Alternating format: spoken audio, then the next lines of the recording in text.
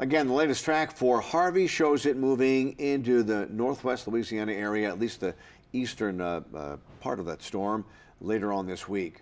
Joining us now by phone is Mike Steele with the Governor's Office of Homeland Security and Emergency Preparedness.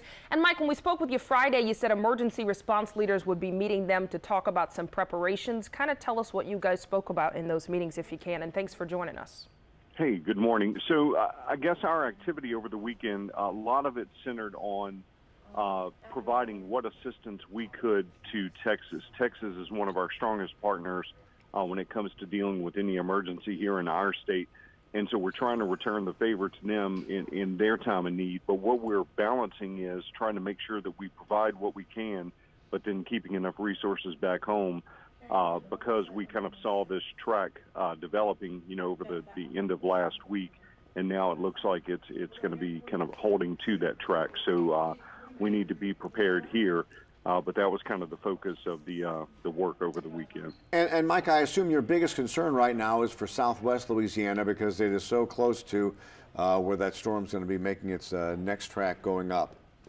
That's exactly right. We have, another series of meetings this morning where we're going to get more updated information on what's being done at the local level over in that area so that we're ready to help them with whatever they need. But then, you also have concerns moving up all the way in North Louisiana with this system. Texas is dealing with almost exactly what we dealt with last year. You almost have a two-front fight. Yeah. You have recovery basically starting in some areas, while you're still pulling people off of interstates and rooftops in other areas. That is extremely difficult. Plus, you don't know where that next major downpour, exactly where it's going to fall, what watershed's going to be impacted.